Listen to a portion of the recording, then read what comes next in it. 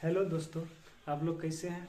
आशा करता हूँ अच्छे होंगे और अपने पढ़ाई में लगे होंगे। ठीक है, तो आज का सवाल है तो अभाज्य गुणनखंड द्वारा लघुत्तम समापवर्तक ज्ञात करें। ठीक है, तो सवाल है अभाज्य गुणनखंड द्वारा 24, 40 और यानी तथा 56 का लॉसो ज्ञात करें। ठीक है, तो इसको आज बनाते हैं।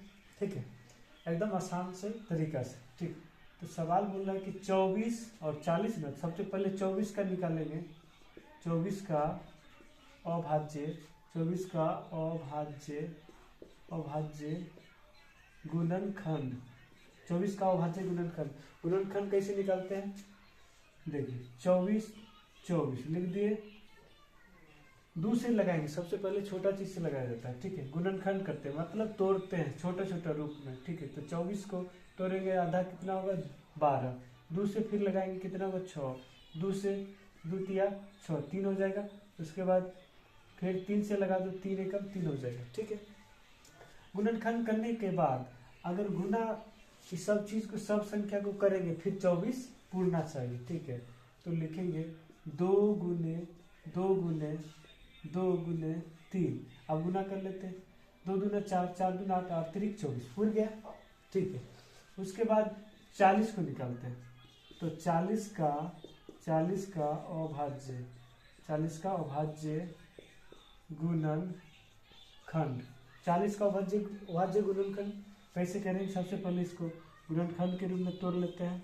ठीक है, 2 से लगाएंगे, 40 का आधा तो 20, 2 से 10, 2 से 5, 5 से 5 एकम 5। ठीक है, उसके बाद इसको गुणनखंड के रूप में लिख लेते हैं।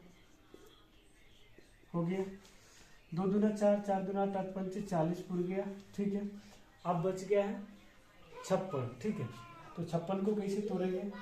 तो लिखते हैं 56 का अभाज्य गुणनखंड 56 का अभाज्य गुणनखंड 56 का अभाज्य गुणनखंड आप कैसे तोड़ेंगे देख लो। ठीक है, 56 को 2 से लगाएंगे तो हो जाएगा 28 दूना 56 होता है। फिर 2 से 14 दूना 28 होगा, 2 से लगाएंगे 7 दूना 14 होगा। फिर लगाएंगे 7 से 7 एकम 7 हो जाएगा। उसके बाद इसको लिखेंगे गुणनखंड विधि के रूप में।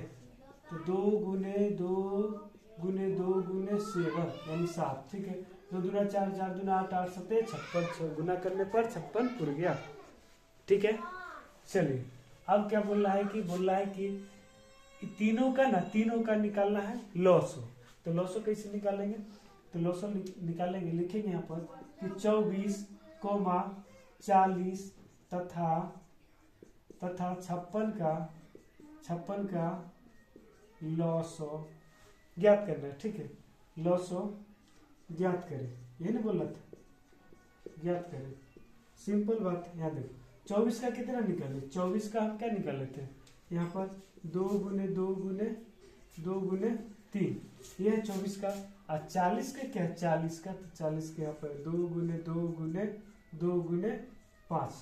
उसके बाद 56 का हो जाएगा। 56 के कितना है? तो 56 का हो जाएगा 2 गुने 2 गुने 2 गुने 7। ये इतना कर लिए। चलिए, इतना समझ में आ गया।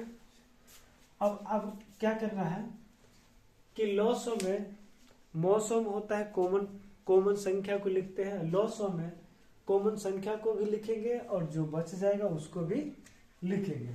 तो सबसे पहले इसमें तीनों में मिलाएंगे। कौन? 2 तीनों में है तो 2 कॉमन हो जाएगा। ठीक है, उसके बाद 2 तीनों में है तो 2 कॉमन हो गया। उसके बाद 2 इसमें भी है तो 2 कॉमन हो गया। ठीक है, अब बच गया एगो कौन सा? एगो 7 बच गया, एगो कौन सा बच गया? 5 बच गया और एगो 3 बच गया। अब सबको क्या करेंगे? मल्टीप्लाई कर देंगे। ठीक है, सबको मल्टीप्लाई। 2 दूना 4, 4 दूना 8, 8 सत्ते 56। अब 56 को 5 दिया हो जाएगा 15। तो 56 को क्या करेंगे? 56 को 15 से गुना कर देंगे। ऐसे कर लेते हैं। ठीक है, अब गुना करने का आसान तरीका सिखा देते हैं। एक लाइन में गुना हो जाएगा। कैसे? ये तीर का जो निशान देते हैं इस पर आप ध्यान दीजिएगा। ठीक है, सामने वाला जो तीर है सबसे पहले गुना करेंगे सामने वाला से। 5 छक 30 होता है 30 का 0, बाकी 3 लिख लेते हैं। ठीक, उसके बाद क्रॉस गुना कर लेते हैं। क्रॉस 5 25 हो जाएगा, अलग लिख लेते हैं। और 6 एकम 6, 25 में 6 जोड़ देंगे तो हो जाएगा 31, 31 हो जाएगा। 31 में 3 जोड़ेंगे तो कितना हो जाएगा 34, तो 34 के 4, बाकी 3। ठीक है, उसके बाद अब सामने सामने गुना कर लेते हैं। 5 एकम 5, 5 एकम 5 और 5 3 8, 5 3 8, तो इसका आंसर हो जाएगा 840। ठीक है, समझ में आ गया? ठीक, कोई दिक्कत नहीं।